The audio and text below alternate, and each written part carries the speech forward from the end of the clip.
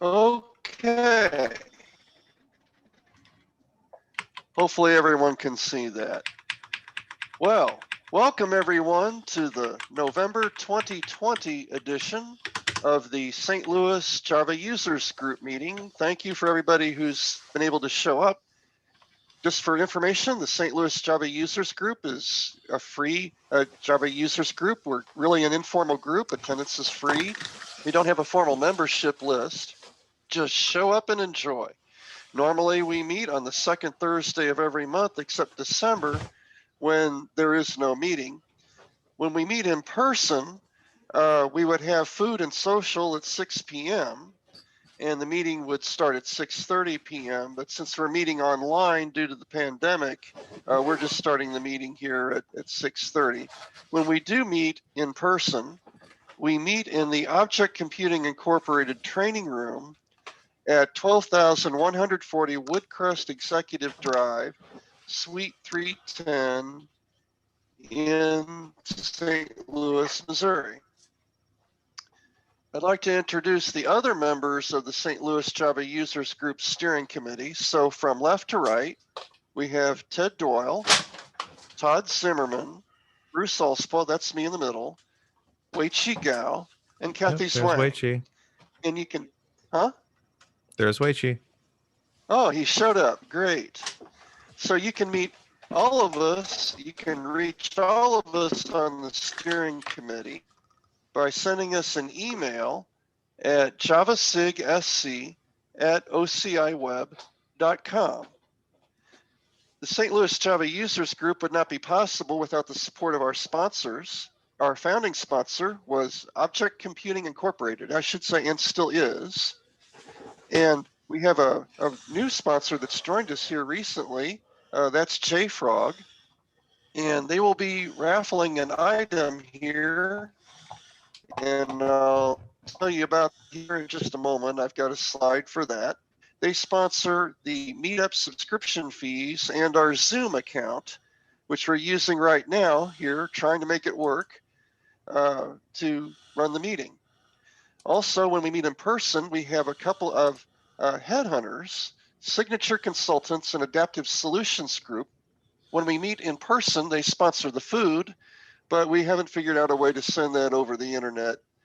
But when we get back to in person, they'll be back online. So if you're looking for a Java position, just look them up on the web and let them know that you found out about them through the St. Louis Java Users Group. JetBrains sponsored some JetBrains licenses for us, which we'll be raffling at the end of the meeting. And if you would like to join that raffle, the thing to do is to send through the chat window just your name and email privately through private chat. Just send it direct to Ted Doyle. Ted, you can kind of wave your hand so they know who you are. Just send it through the chat direct to him, your name and email. And at the end of the meeting, we'll randomly select some winners for JetBrains licenses. We've got 2 of them. Elastic sponsors some gift cards for us, which we would normally do when we meet in person. We'll save those up. Once we're back to in person, we'll do the raffles again.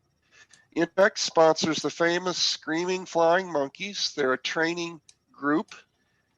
Basically, they're little dolls. If you throw them up against the wall, they scream. They're so much fun.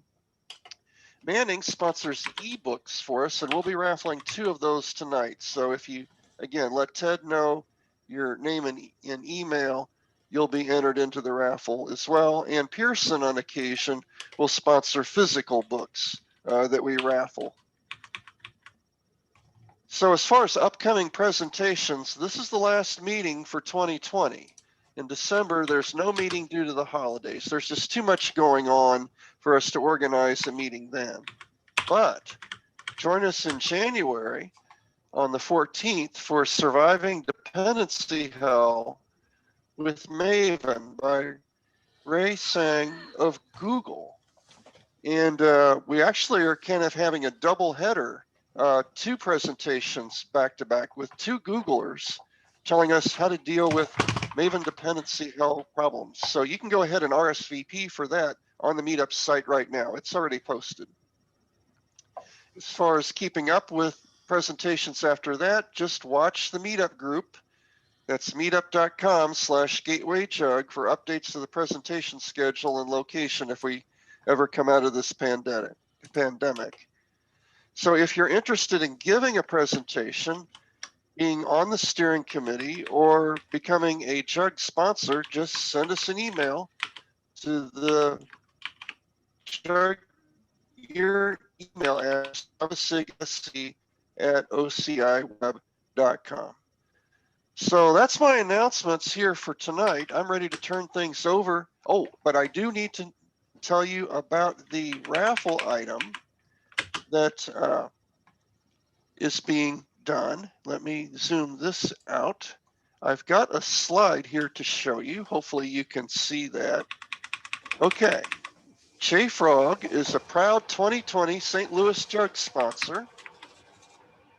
And if you'd like to win the raffle for a Yoda Lego set, oh, that sounds fun. Yeah. Is it okay to say a couple words about it, Bruce? Put that little URL into your address bar, bit.ly/STLJugYoda. And sorry if you're watching this on the recording, it's only good for people who are actually in the meeting. If you're watching the recording, sorry you're too late, as I understand it. But if you'd like to be in that raffle, just go to that website, bit.ly/STLJugYoda, to be in that raffle. Okay, so I guess I'm ready to turn things over to Steve. I'm going to do a little click here, and I'm going to make you the host, so you can take it away here, Steve. I'm going to click yes to change you to be the host. Here you go. Well, thanks, Bruce. How's everyone doing? We talked a bit as folks were coming in about mostly chairs. I think I think we're trying to figure out the most comfortable chair to sit in.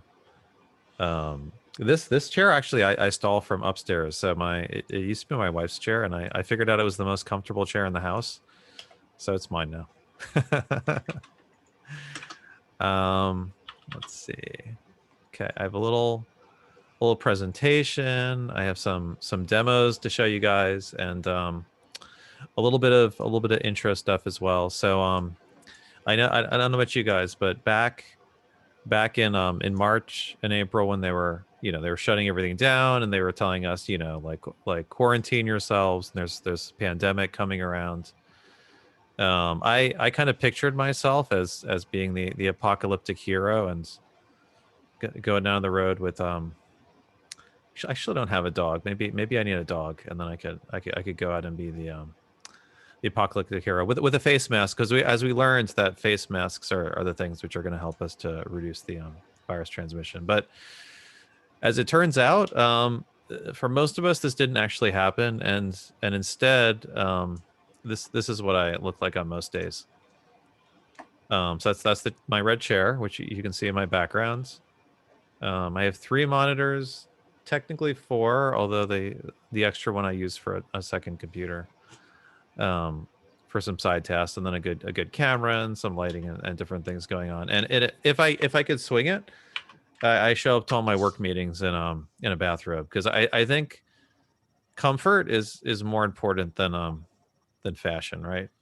If you're not relaxed and comfortable at home, then what are you doing?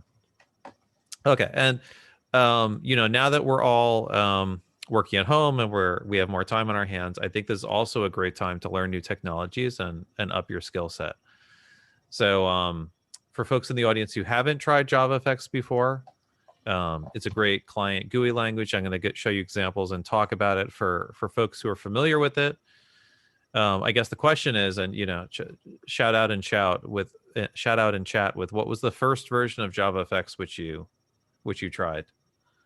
So I guess for me, technically, I was doing JavaFX with the pre-release. So I didn't use a lot of F3, which was the predecessor to JavaFX that Chris Oliver did at CBeyond, which got acquired by Sun. But I was like using the preview release before JavaFX 1.0 because Josh Marinacci, I don't know if you guys remember him. He was a big. Oh, you remember Josh, Robert? Who? A little bit. But he was like back in the Sundays. He was basically the big Java technology evangelist. He was on stage at Java 1. I looked up to him, and I built a widget framework, which me and a coworker did in our spare time, just because we thought we should have a proper cross-platform widget framework. And I showed it to him, and he's like, "Oh, that's awesome, but you should re-implement it in JavaFX. Like Swing is a dated technology. Why are you using that crufty old stuff?" And so I spent, I think it was Memorial Day weekend, and on a pre-release of JavaFX, and I rewrote it and I showed it to him, and the rest is history. So I got dragged into the JavaFX ecosystem somehow. So JavaFX 1.0 came out, and that was the initial release. It had this dedicated scripting language called JavaFX Script. Java 2.0 removed the JavaFX script language, but actually was a benefit because now you can use JavaFX, and it's just another client library. So it's super easy for any Java programmer to pick up JavaFX and start using it. It got bundled with Java SE 7 Update 6. And became part of the JDK, and was fully integrated in Java 8.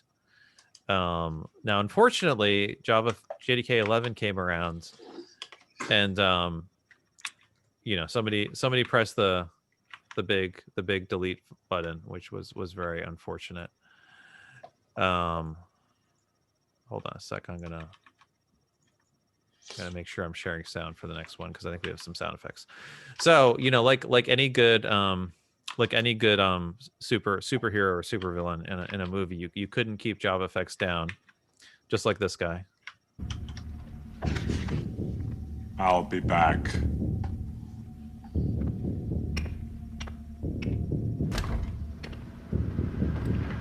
So just like the former governor of California, or an evil robot who went back in time and killed people or tried to kill people. You couldn't keep JavaFX down, and it's back with releases for all the modern JDKs, JavaFX 11, 12, well, Java 11, 12, 13, 14, and now 15.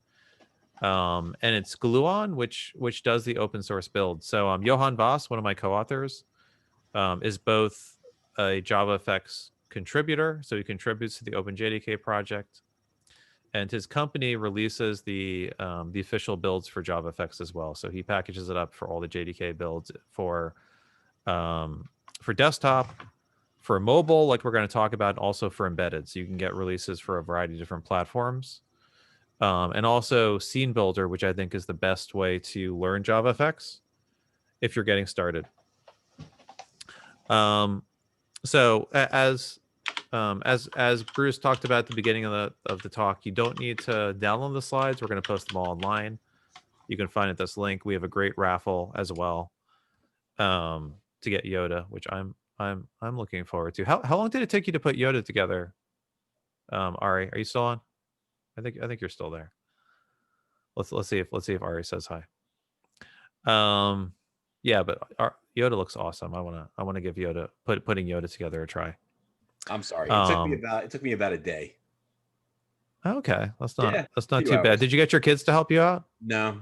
This was actually I don't let my Star Wars Legos are my prized possessions. My kids get to watch me. They get to watch you put it together, but these are dad's toys. Like this is the geek stuff. Yoda, BB-8, the Death Star. Those are ones that they don't get to wow. Anyway, so you must have like a full collection. Like, do you put it on display in your house? I do. My whole my room here is Star Wars is a Star Wars focused room. A little messy right now, but so all right. So something to think about, because I know you always have the virtual background on, but virtual backgrounds, that's like so June. Yes, I know. Yeah, like May, June, everyone was hanging out with the virtual backgrounds and like trying to hide what was behind them.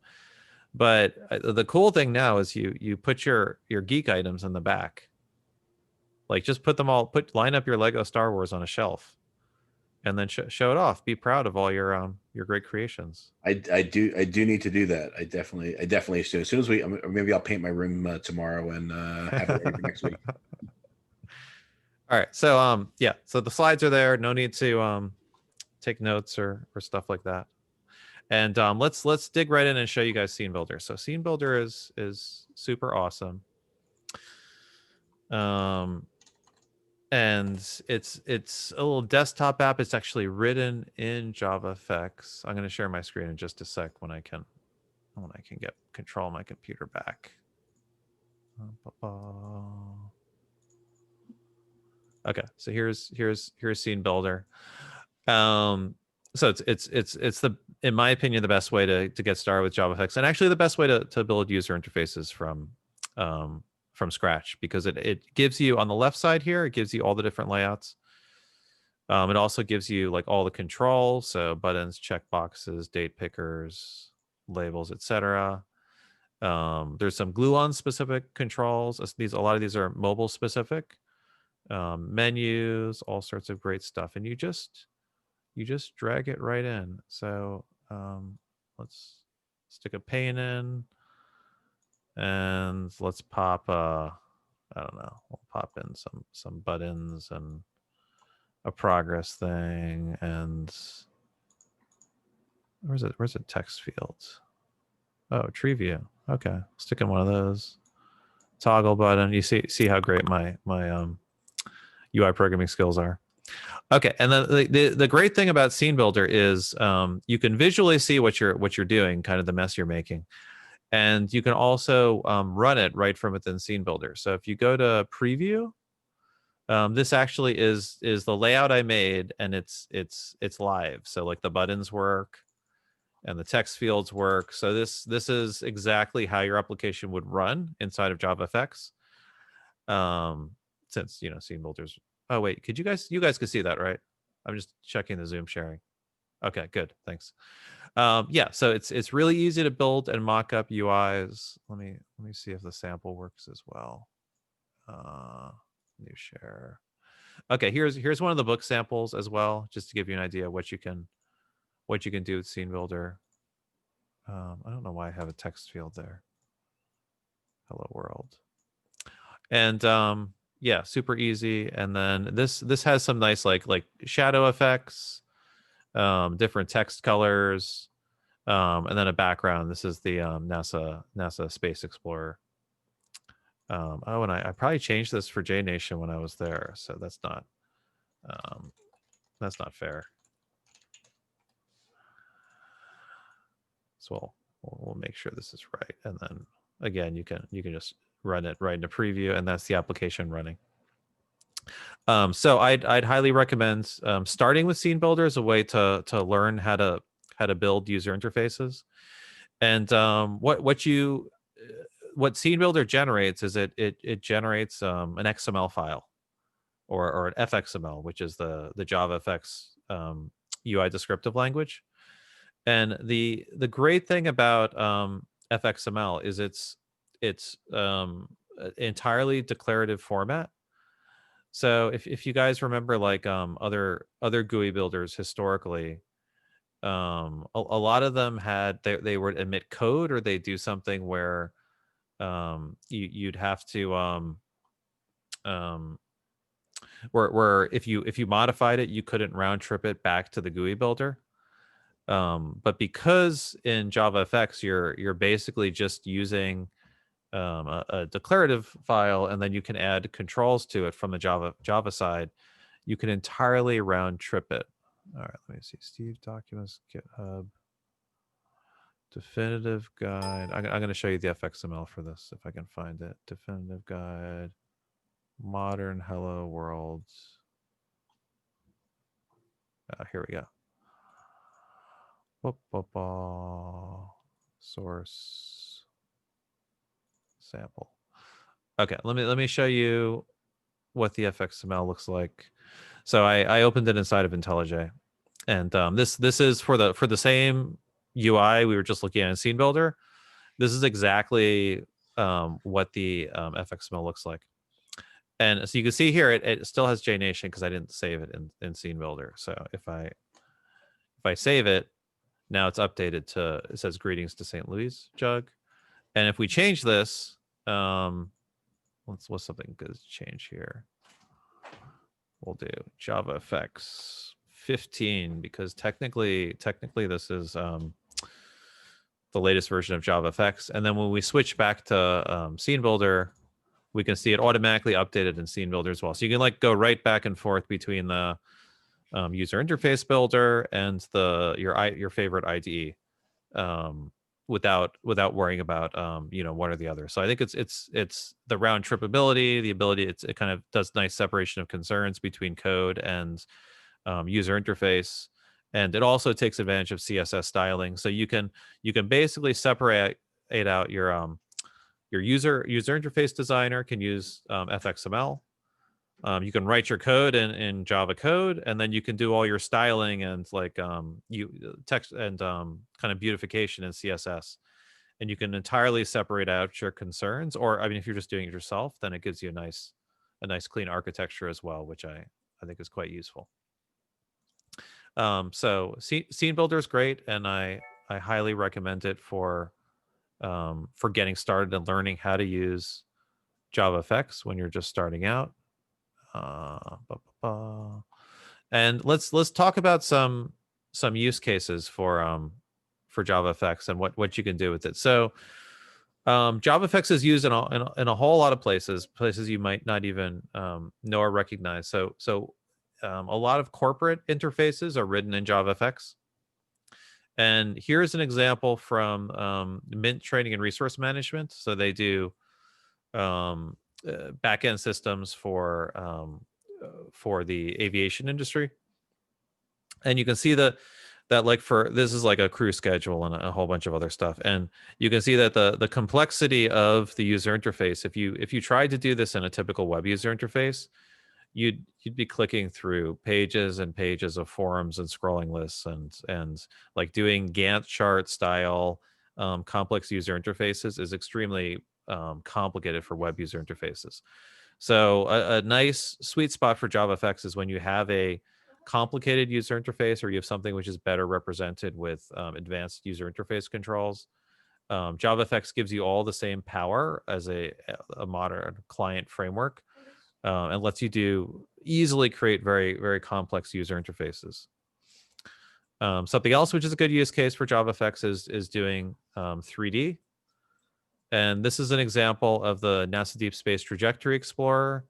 So Diane, who works on the NASA project, was nice enough to allow us to use this image in the book, and they wrote this entirely in Java. It uses JavaFX and then the 3D libraries, which we'll talk about for the visualization.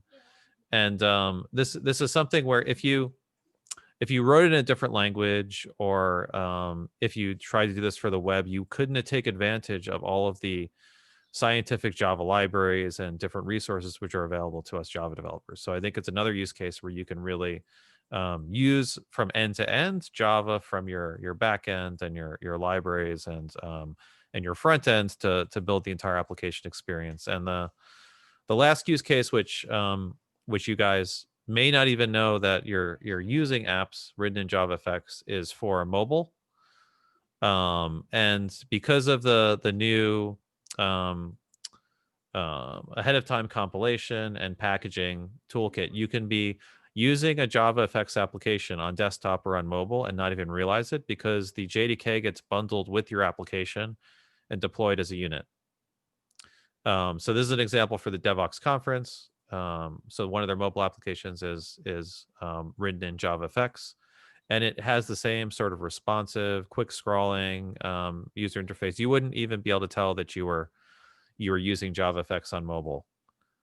And one final example. This is a fun one. So actually recently somebody also published this to the App Store, I think. So you can also play this on the App Store. So this is a game that Garrett Grunwald created.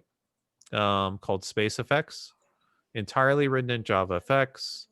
And if we go to the SpaceFX website, I'm gonna switch over to the browser.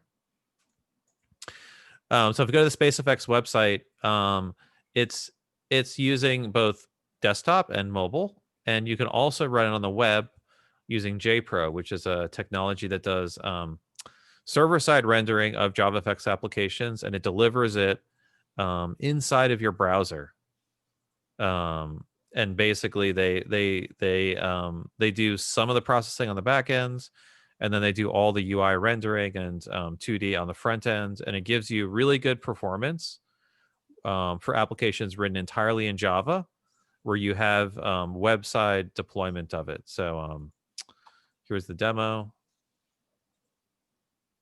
And the SpaceFX game that Garrett wrote. Let's see.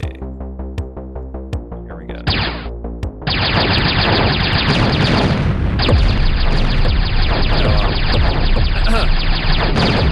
Apparently, the end works fine. Dodging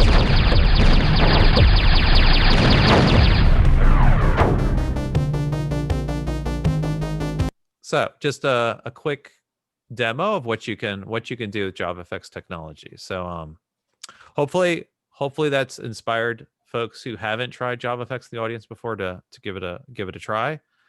But let's actually dig into some examples of things you can do in JavaFX and demos of how those are done. So I mentioned 3D earlier, and I think this is interesting because this is one of the more recent things which was added to JavaFX. If you've done any OpenGL or low-level 3D, you know that it's kind of a pain in the neck to do 3D programming.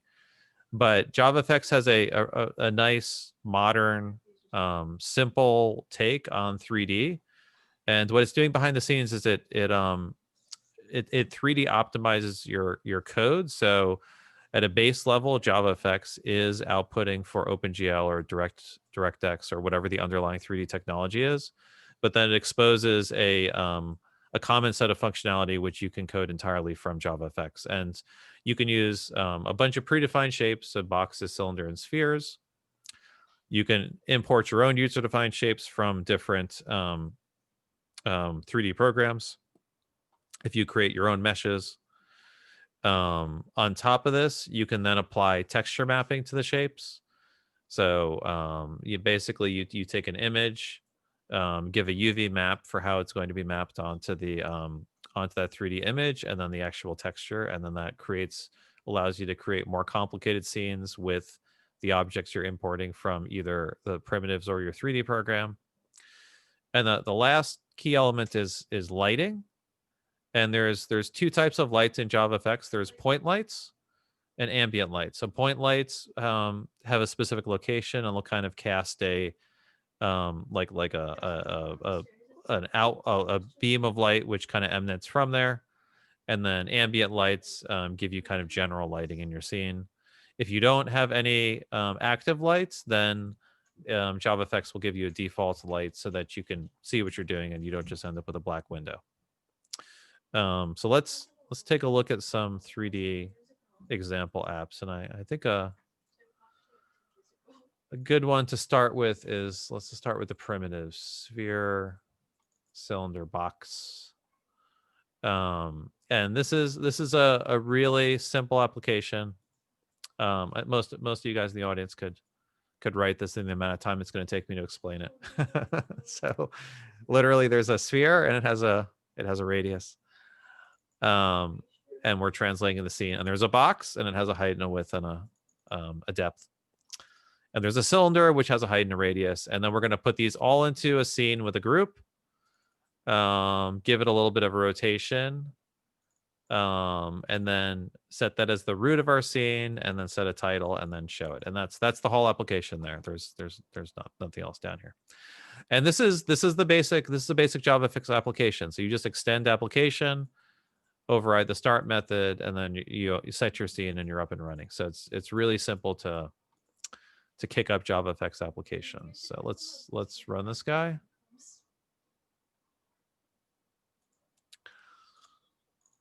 And here's a sphere, a cylinder, and a box. So super easy.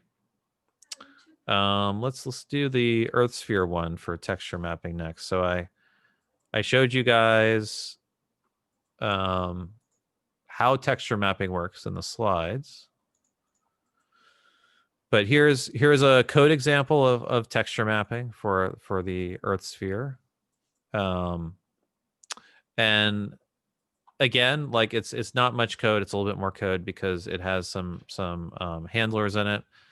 And something I didn't talk about earlier is properties and binding. So one of the things which is nice in JavaFX is to simplify user interface programming. You wrap primitives in properties. So this is using double properties. And the property, it's kind of like the wrapper, the regular wrapper functions, the wrapper classes for primitives, except in this case it adds additional methods which are useful for user interfaces. So the double property has a bunch of additional methods for doing binding.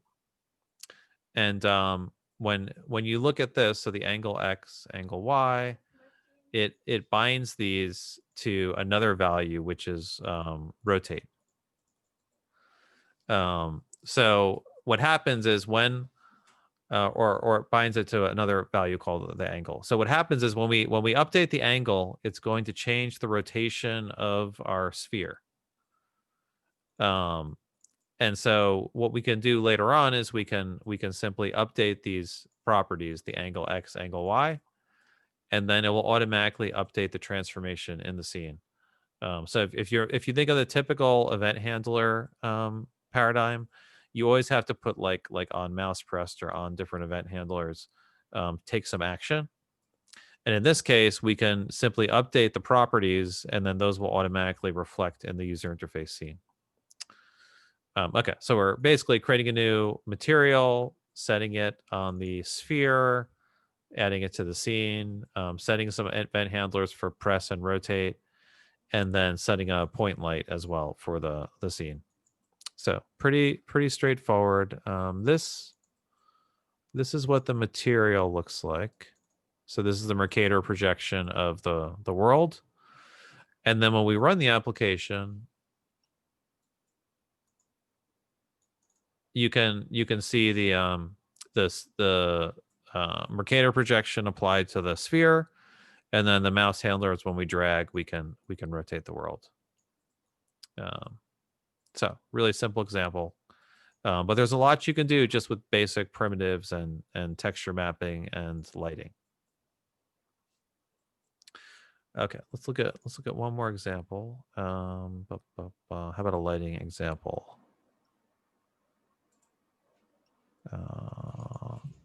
Maybe this one.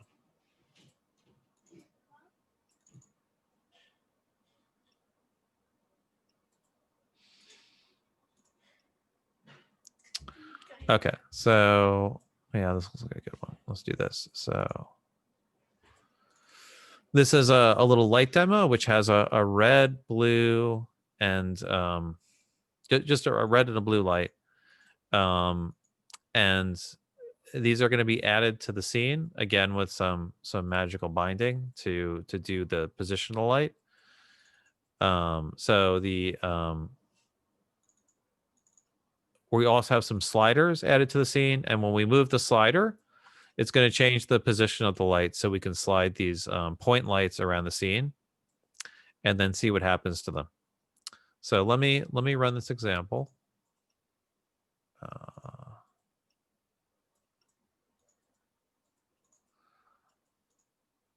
Okay, so here's the running example, and the top set of sliders controls the position of the one of the point lights. So it looks like this is the red point light on the top, and the bottom is the blue. And so if we move it around, you can see that the when only the blue light's hitting a face, it's blue. When only the red light's hitting a face, when they both hit a face, you get a mix of the two lights. You get a mix of purple. And if we take the light entirely out of position, now you can see the remaining face is barely illuminated. Now it's entirely black. So just with some simple lighting, you can change the elements in a scene and create a lot of different visual effects. Let's make them purple again. Yeah. So now we have two purple sides and one red side. So that gives you a really simple example of what you can do with lighting. Now, something else which I think is a lot of fun to do with JavaFX. This is technically not 3D, but I think it shows you some of the power of JavaFX as a graphics toolkit is particle systems. So, and in general, Canvas. So have any of you guys done like Swing or Java 2D development? Or actually, I think this would technically fall in the really early days of Java UI toolkit, where you had to implement a paint method to draw graphics. Yeah, I remember doing that way back in the 90s. Yeah. Okay. So I started on doing Java stuff in the Java 1.0 days, and it was really primitive back then. And if you remember AWT was so slow that I was working on an IDE project at Carnegie Mellon at the time, and we basically implemented our own graphics toolkit and text editor from scratch, using just paint methods and like graphics primitives, because you couldn't get the performance you needed out of AWT. So yeah, those are the fun days. But so the thing about that style of programming, like a loop, which is just constantly asking you to paint and like draw the graphics, is that's what's happening under the covers when you use modern vector-based graphics toolkits. And it's technically faster to do things by refreshing and drawing every frame yourself. And so really high performance graphics requires a tight graphics loop to do things. And so an example of something you need high performance for is particle systems.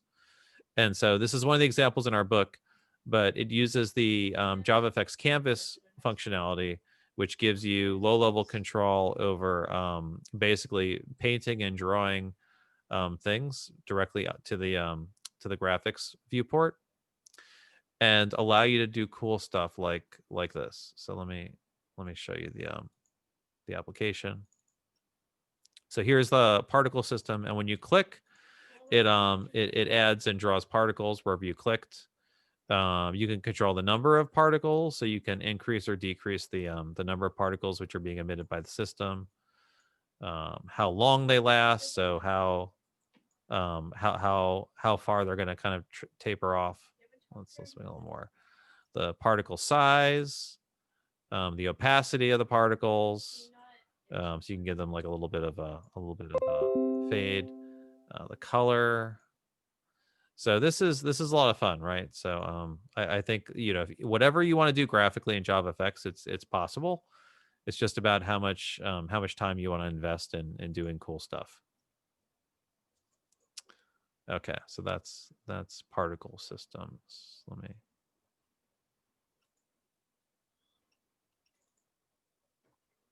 hop back on the slides. One other thing to mention is on 3D, there's actually a lot of great libraries, open source libraries. So FXYZ is one of them, and this lets you do more complicated graphics primitives entirely in code. So this is something else to check out with if you want to do like special. I think this is like a toroid shape, where you set the radius and the number of rotations, and it automatically draws the shape for you.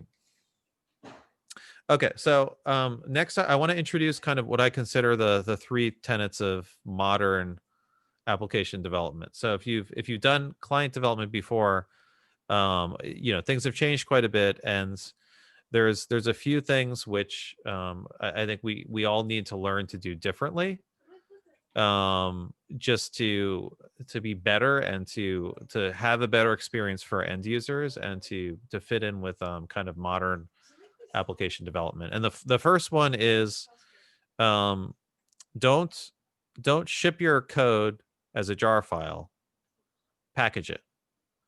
And when I say package it, take your application, bundle it together with the JDK, which you've tested it on, and release it as something somebody just runs for their platform, like a native application. And so you might think, well, if I bundle the whole JDK with my application, it's going to be too big, right? So first of all, it's probably not too big. The core Java runtime isn't. I think it's like 50. What was it 50 megabytes now if for just the core? But it compared to mobile applications, you're doing just fine. Like most, the tolerance for incredibly large applications on mobile devices is actually crazy. If you look at the size of most applications you download, maybe it's an evil plot from Apple and Android to get you to buy bigger devices with more memory on it. But in general, people care more about feature function than they do about getting like super tiny optimized applications. And the second thing is that with modules in Java 9 and with the new packaging tools like JPackage, which is available in Java 14, basically you can get a streamlined application which just includes the minimum portion of the JDK that you're needed to run your application. So you don't get a lot of bloat like things like Corba, which nobody uses anymore, get optimized out because those are separate modules which you don't depend on, and therefore they don't get linked together with your application. So fat jars are not recommended. Don't torture folks by giving them a fat jar, because if they don't have the right Java version, if they don't have the right configuration for jars, they can't run it. Using JLink and now JPackage released in Java 14 is really one of the better options for packaging your application, and it'll take care of bundling up the right JDK and all your dependencies together as a single executable.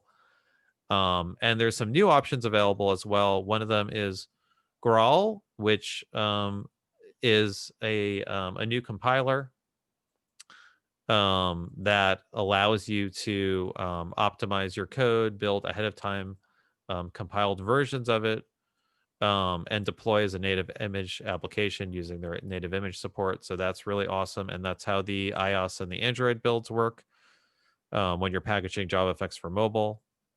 And Open Web Start is a new open source toolkit provided by Karakun, which is basically an open source version of WebStart, which is supported by the community. So the guys at Karakun, which was formerly Canoe, have done a great job of taking WebStart and modernizing it and supporting it for the next generation of open Java client toolkits. And just to understand how packaging works for the Graal case, basically you take your Java application and dependencies, bundle that together with the Java SDK, the JavaFX SDK, Graal's native image support, and mobile if you're doing that as well. And then it will emit a version which works on your desktop platforms of choice, so Windows, Linux, and Mac. It'll also emit native images for mobile, so you can deploy to iOS and Android, and also for embedded devices like Raspberry Pi. So it's really easy to do all of this. And this gets to point 2, which is you should really think about mobile as a first-class citizen. So I think that historically we would build for Java, build for desktop first, and then we'd back into mobile applications. But if you look at the trends, the amount back in 2017, the amount of traffic being transmitted by mobile devices exceeded the amount of traffic being transmitted by desktop applications. Now that might have changed in COVID time, since we're not on our phones as much. We're sitting in front of computers a lot more. But I think the trend is clear that mobile, especially in even in a lot of countries like developing countries, India, Brazil, other places, there's a lot more mobile devices than there are even desktops. There's people that only have mobile devices that don't even own or have access to a desktop computer. So think about mobile first, and JavaFX works really great on mobile. So there's a graphics builds provided by Gluon.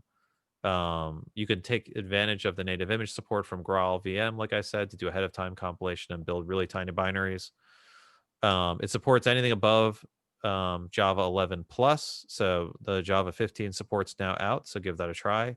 I recommend using the latest version of Java whenever possible, because if you're bundling your application together with the JDK, the end user doesn't even have to know it's that they're running on Java 15, because they're getting the Java 15 bits they need with the application download.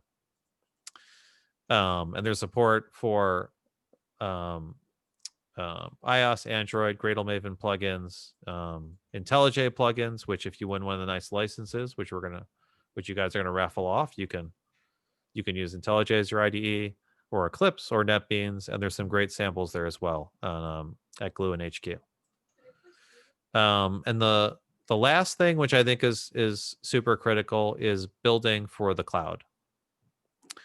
So a lot of desktop applications historically, you would build your application, you just use some local storage for whatever you were saving for user data, and there wasn't a lot of interactivity with different use cases. But now that we've all kind of moved to the cloud and we're doing things more collaboratively, even this user groups being streamed over Zoom, which is a collaborative platform.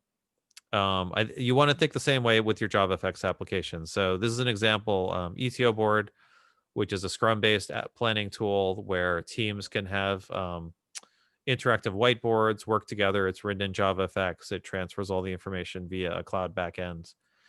And I think when you architect a client application, even though you're building for the desktop, design it so that your backend is collaborative, and you can actually have interactivity and a shared experience for your users, because most applications just demand it nowadays. So if you're not having some way to interact, then your application becomes less meaningful.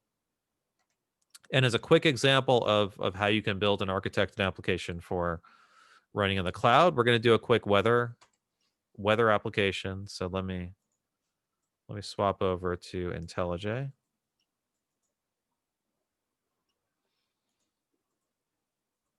Okay, so here's a nice diff. I don't know why I was diffing something, but here's a simple weather application. Let me make it a little bigger for you guys. Okay, that should be quite a bit bigger now. And basically what this application does is it goes out and it calls a backend REST API. So in this case, I'm using Open Weather Map as the backend REST user interface. We have an API key, and then we provide a city. So let's change the city. All right, we gotta. So you can see my last presentation was in Johannesburg. Unfortunately, I couldn't physically go to Johannesburg, so I was just doing it over Zoom. But hopefully, I'll make it out there once we're all past COVID. Okay, and what it does is it calls back using the Jackson JSON library to call this service, gets the callback, updates the text with the current temperature, humidity. The temperature comes back in Kelvin, so it converts it to Celsius, I believe. Yeah, we're doing Celsius. And let's give it a quick run. Okay, so I published, I didn't run. Let's try again. Let's do that this one. Okay, so zoom. All right, so you can see the here's the running application, and it says the weather in St. Louis is clouds, about 11.8 degrees Celsius, 46% humidity. That sound about right? How's the weather out there? I guess it's probably nighttime there, so you can't see it. You might not be able to see the clouds, but maybe it was cloudy earlier today. That's about right. It's not right? No? What's the weather like out there? No, it's 46 about right, actually. So, yeah. No, so 46 is the humidity. Oh. This is showing temperature in Celsius. Okay, so this is a good programming exercise. So let's do some let's do some collaborative coding. So who remembers the formula for converting from Celsius to Fahrenheit? I think it's like 5/9. I'm bad at this game. 9/5 maybe plus 32. That sounds close. Okay, Let's see, somebody 0 degrees Celsius should end up being 32 Fahrenheit. So if we get 213 back from the temperature, we 273 Kelvin, that'll cancel out and give us 0 degrees Celsius. Multiply that by 9/5, we still have 0. Then we add 32, so we have 32 Fahrenheit. So it looks good to me. Okay, so I think we've this is good pair programming with the the St. Louis jug.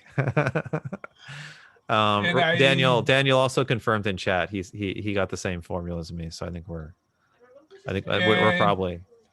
I've got the St. Louis airport up. It says 56 degrees, so we'll see. Okay, 53.26 Fahrenheit, 40. I think we did it. All right, so thanks guys.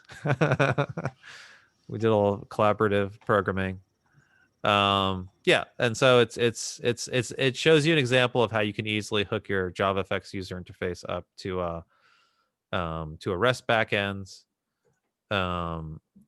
And the code is fairly straightforward, as you saw. The only extra thing I have in here is there's some model classes to do the mapping from objects which come back to the Java objects you want. So like here's the template for weather, right?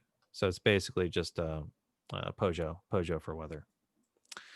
Okay, so that's the weather app. And so one more thing before we get off here. So we're gonna like good developers, we're gonna do a publish, and we're gonna publish it to a backend repository. So as you guys know, I work for JFrog, and we happen to build a pretty nice package repository called Artifactory. Let me see, where's my web browser?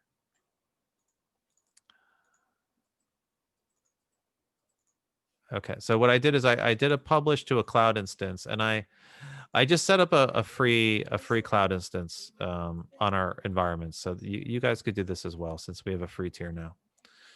And I dumped it into this repository.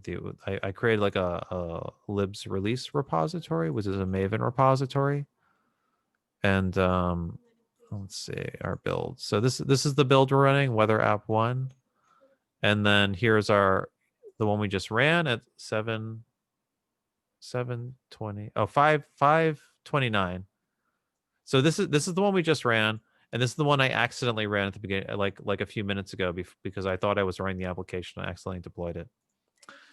And what it does is it tells you a bit about the item which was deployed, and also it tells us about whether we have any security vulnerabilities. So we're good, no security vulnerabilities or violations found. And then it shows you the modules we're using, and it should tell us we're using, let's see, I think the jar, somewhere it shows us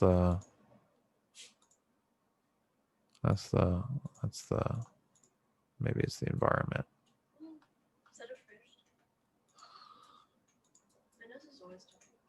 I thought it was on this screen, that you could kind of like go into the jar files and see what. Oh, I know, it's okay. So they must have changed this. So you have to click on dependencies to see the dependencies. Okay, and then here's the library we're using for JSON parsing, the Jackson library. So I have a fairly recent version of it. And then here's the JavaFX. So I'm using the JavaFX base, controls, and the graphics inside this project. Okay, so if you want to give this a try yourself, of course, we have a free subscription. I think when you enter the raffle, there's a checkbox if you want more information about this as well. But one of the things I convinced JFrog to do after I joined was to release an entirely free version of our product.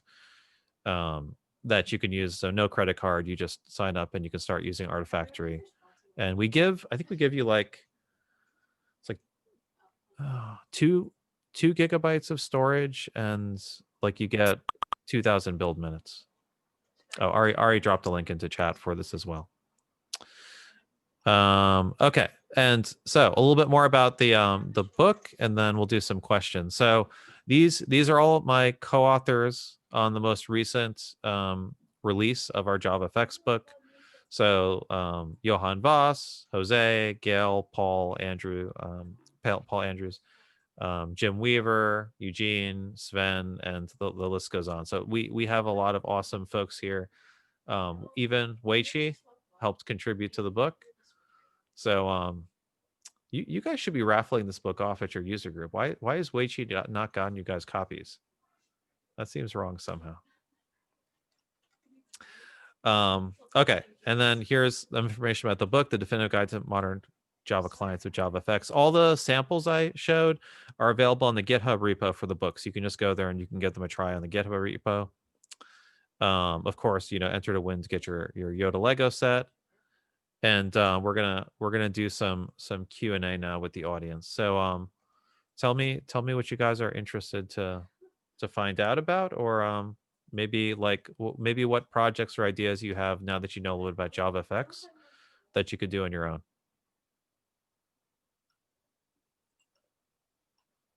And feel free, you can respond in chat or voice, up to you, whichever one you're more comfortable with.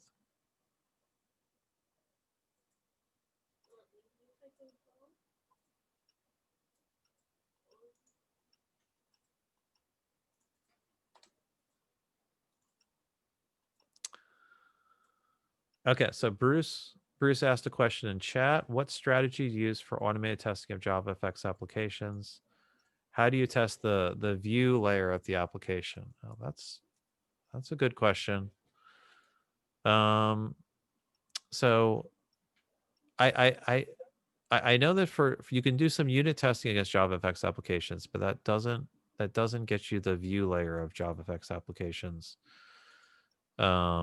There might be some open source projects which help with this to do view level testing of JavaFX applications.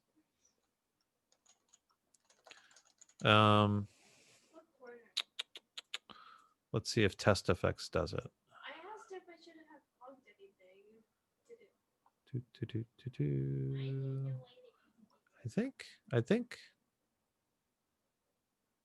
think TestFX might do what you're looking for. It's a JavaFX framework for doing testing of JavaFX user interfaces.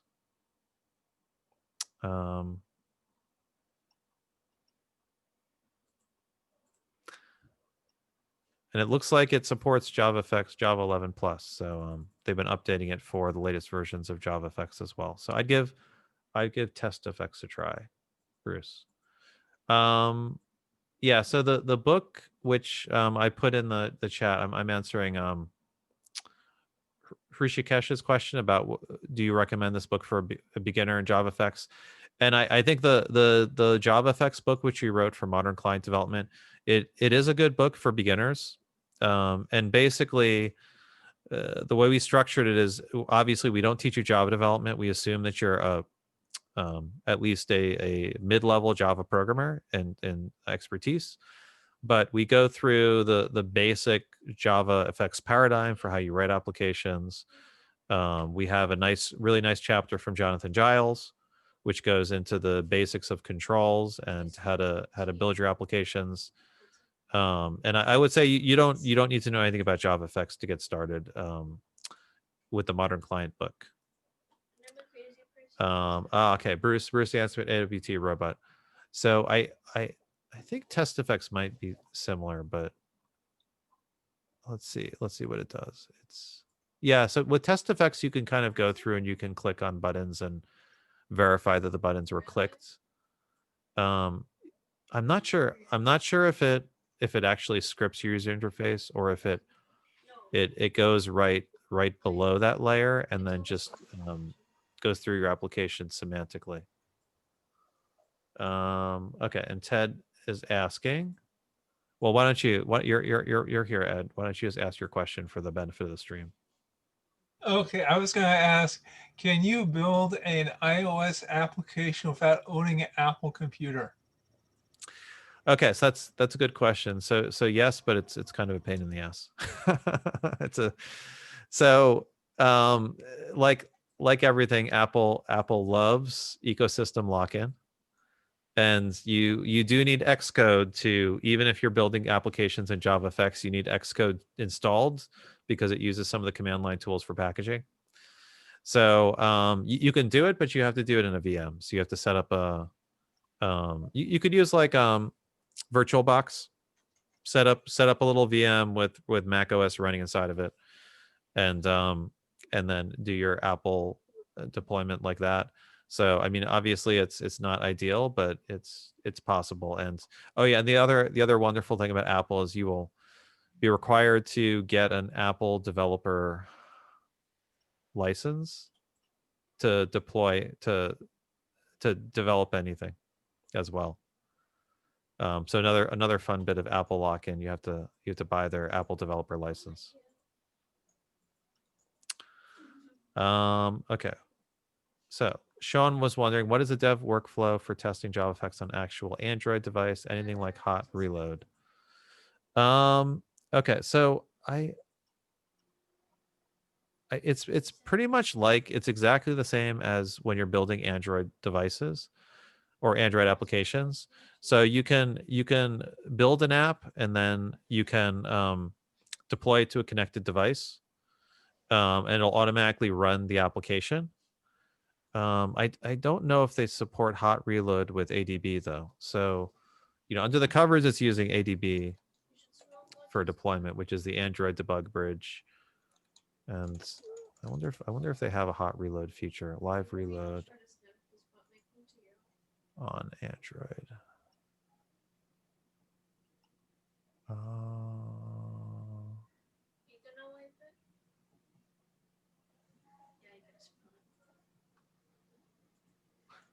Yeah, so I guess there is a way to do hot reload using ADB.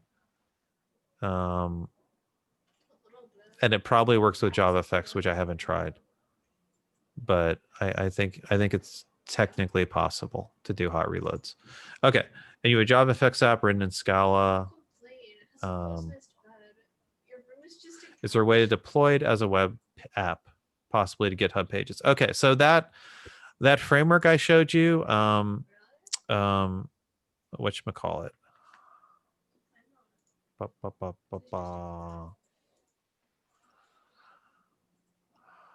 Pro. All right, I'm spacing on the framework. I'm gonna have to find the page with the example and then do it that way.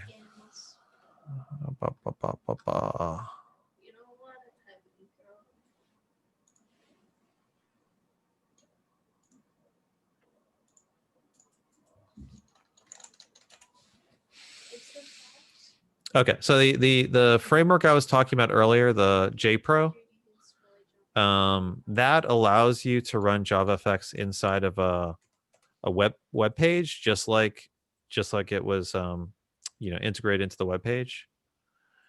And I'll put a link to the chat for JPro. It's made by a German company. Those are really good guys. They won a Duke's Choice Award.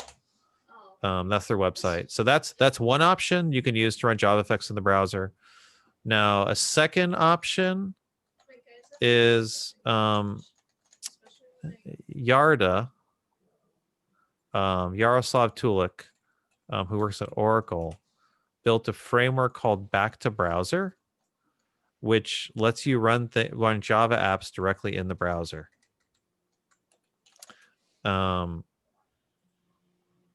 And that's what's behind Duke Script, which is one of the examples in the book. So Duke Script allows you to run Java applications directly in the browser, and Yarda may have a version of Back to Browser which also works with JavaFX in the browser. But that's kind of another thing to look into. And I guess the third thing is, if you want to go the web start route, you could of course use open web start as well, but that would launch in a separate window like a client application. So if you really want an integrated experience with the browser, JPro is probably the best one. Oh, hey Wei-Chi, how you doing? So he got JPro before I could.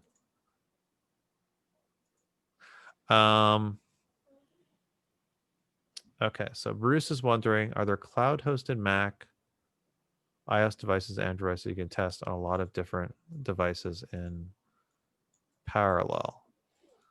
Okay, so I know that like if you need to do backend builds for Apple devices, Mac Stadium supports basically Mac private clouds for building Mac stuff in the cloud.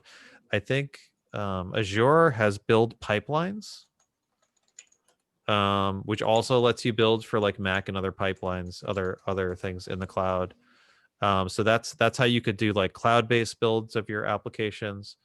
For the testing part, there used to be test services you could use to test a variety of applications for mobile.